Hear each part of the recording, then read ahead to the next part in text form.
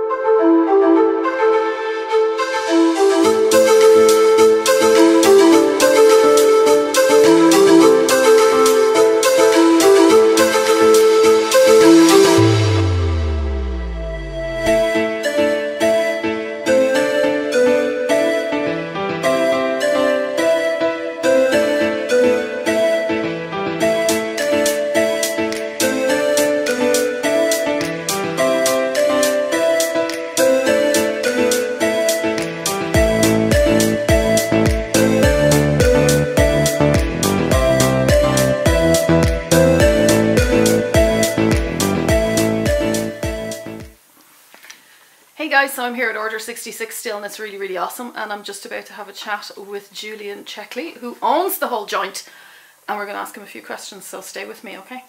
So, Julian. Hello, Vanessa. Hello. How long have you been here out in Galway? Out in Galway here. We've been out here in Spiddal for in this building here, about 5 years now. Okay. But we've been sort of doing our Order 66 thing here for about 10 years now. Mm-hmm. And what got you into doing all of this initially? What was your inspiration? Well, I worked in the movie industry for about 20 years. Mm-hmm. So I'd never really stopped doing it. I sort of ventured into other things here and there, but always kept my hand in making Star Wars things, which was really my passion all along. And we kind of transgressed into a few Batman things, but generally we're very Star Wars based. Okay, and you've told me already, but for the people who are watching, what movies and what things have you worked on that we know of? All kinds of things. Some big budget things like Harry Potter and one of the earlier prequel movies. I don't want to talk about prequels because no one seems to like them, but I thought they were pretty good.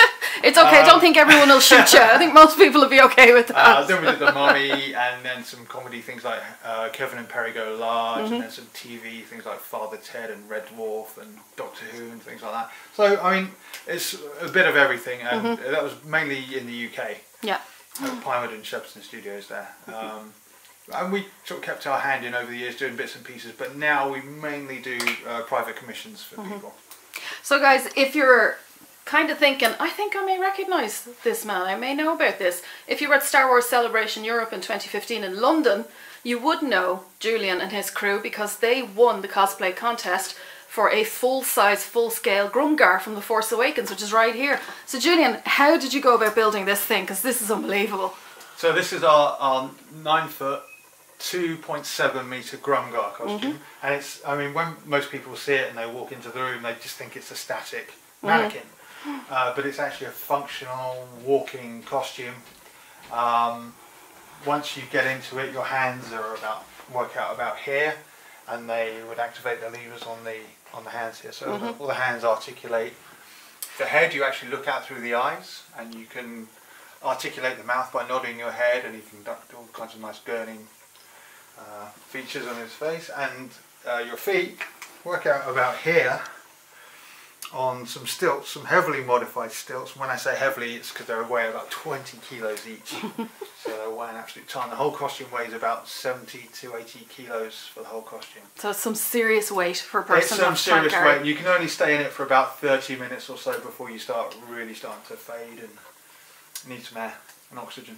What was the reaction of just the general goers who were at Star Wars Celebration Europe when they saw this coming through? They loved it. I mean, we could only really wear it for the competition because it was such a big costume and it's so involved.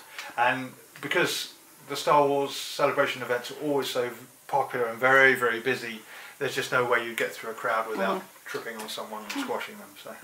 So I take it then out of the things you have here, is this the one that took the most time to put together?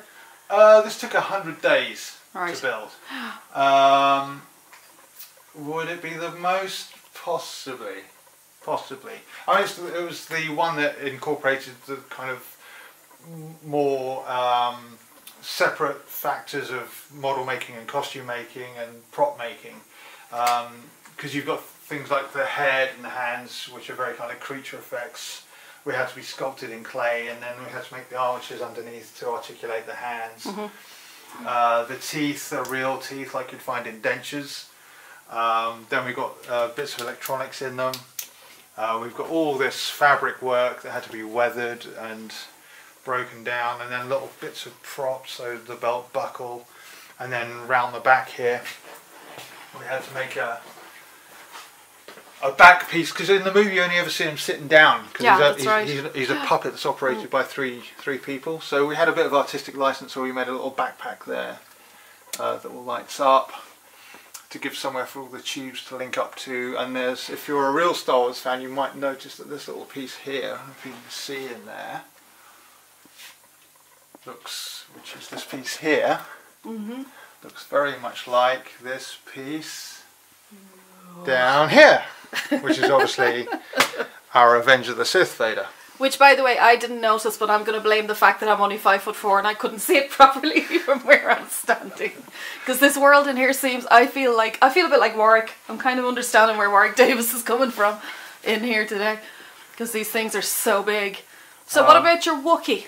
So this is our Wookiee over here. A lot of people say, oh, here's Chewbacca, but we all know this is not Chewbacca. We know this isn't Chewbacca. This is Tarful. This is Chewbacca's uncle. So he's a bit bulkier and he's a bit older and wiser than Chewbacca. A little bit more angry, should we say. He's always kind of got the snarl on. Yeah, he's not as cuddly. Not as cuddly. But he's, compared to Gromgah, normally when you see a Wookiee, you see an 8-foot Wookiee. I mean, that's pretty big. But next to Gromgah, he looks like a peanut. Yeah, he does look. Hang on, let's have a look at him next to Gromgah, shall we? So yeah. I'm 6'6". He kind of disappeared. Then you've got the Wookiee, and then you've got Gromgah all the way up here. So he's huge. And little Darth Vader, which not many people would hear.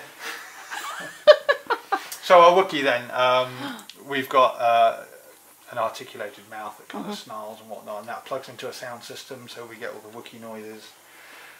We made a nice lightweight armour here that's all flexible, so he has really good movement in the Wookiee. The heaviest thing on the Wookiee there is probably the bandolier. That we actually made that out of real leather, because it's just so hard to get a really good fake leather, even with the foams that you can use now. They always tend to look a little fake, and they don't weather well. They tend to snap and tear and whatnot. So the other thing I have to ask is, if people want to commission you to make outfits, can they do that? But what are they looking at seriously if they really wanted that done? Yeah, I mean, we do private commissions for people. We tend to get booked up a couple of years in advance, though. That's the other thing. So we really are snowed under. There's only a few of us working here. We get more people in. I mean, I'm useless at fabric work, so if I can't glue it, then I have to get a very clever lady in to help us out. Or I go to, there's other people around the country actually who are very good. But yeah, it's a lot of money and it's a lot of commitment. I mean, a lot of people would spend thousands on a set of golf clubs if they're playing golf. Yeah.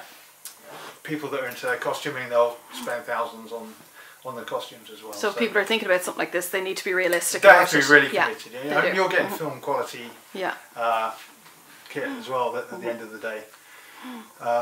So it's not a cheap hobby. Well, it can be. Don't get me wrong. A lot of people do amazing stuff for no money, incredible stuff, and there are so many innovative people out there that can make really good stuff for no money. But we tend to really go for it and try and do as absolutely best that we can. So. Now, we saw outside you're building an absolutely massive tauntaun. Yeah. But you're still working on that. But where do you think you'll go next? What would you like to do next? Well, we're doing this Batman suit at the moment, which is another big boy. He's going to probably work out a very similar height to the Wookiee, so he's going to be about a little bit, maybe a little bit taller than you see him here. So this is just the armature that we're just starting to do the chest armour on. We've completed his the helmet's all finished over there. So this is going to be for a promo shoot that we're doing, and there's so he looks very Optimus Prime-ish.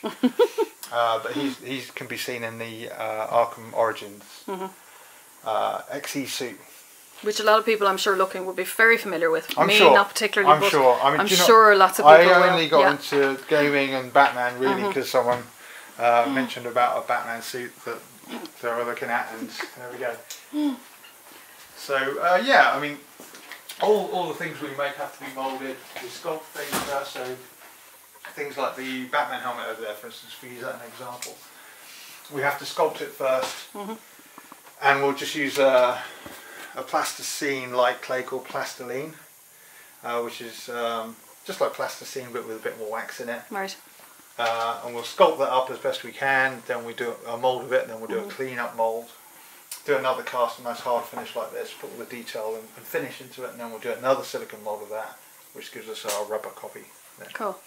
And I think my last question I have to ask you, better not fall over something, what was it like getting to go to Lucasfilm? Getting down to the ranch? Yeah, it was amazing actually. We got to go over to Big Rock Ranch and meet Dave Filoni himself, which is incredible. I mean, we got the Whistle and Pony tour of the ranch and got and sat down to have lunch with him. And Steve Sansweet came and joined us for lunch as well. And we made him a Plo Koon mask over there. Which is over here. I'm going to run over now very quickly. Proudly sits on his desk. There's another one in there. So one of those went to Steve Sansweet's Rancho Obi-Wan as well, so you'll see those there. But it was amazing, it really was. I mean, to get to just see where it all began. I mean, I'm sure a lot of your viewers will share the same love for Star Wars that we do. You know, it's one of those things we saw when we were kids for the first time, and then that it stayed with you your whole life. Exactly. Yeah, and just to see where the genesis of it all kind of came from. Yeah. And the walls are just adorned in every Star Wars memorabilia and designs and posters, and it was great. Yeah, I mean, they've got a warehouse out there with even all the merchandise that was released all over the world, everywhere, just boxed up and kept there and archived. That's right, at Rancho Obi-Wan, and then we actually got out to ILM as well. Cool. So we went to the motion capture stage where they actually did the Force Unleashed game. So we spoke to some of the animators there that created the Star Killer Sith Stalker character that we actually do as a costume. So yeah, it's just incredible. It's one of those once in a lifetime opportunities, and we've we were tenuously invited back anytime we're in the area, but you know, that's a rare occasion. Maybe they can put me in their suitcase on the way back. For anyone watching the channel and you're not familiar with what ILM is, that's Industrial Light and Magic. So very well known. Special effects mainly they did over the years. They're very involved with visual effects nowadays. Yeah. So they'll do most of your big budget movies, your Transformers and you know, any of those big budget CGI. They'll get involved in that as well nowadays. Okay, well, Julian, thank you so much for letting me come in and have a look for around over. at this magical place. There's sabers up here, people. There are sabers. Oh my god. I'm in love with this. I'm in love with this place. So thank you so much for letting me come in and share this, because this is just amazing. And guys, for any of you who are new to my channel, don't forget to hit that subscribe button below and come along with me and join the force so we can rule the galaxy together. That has become my thing. And I guess I'll say peace out with the Gromgah. Bye.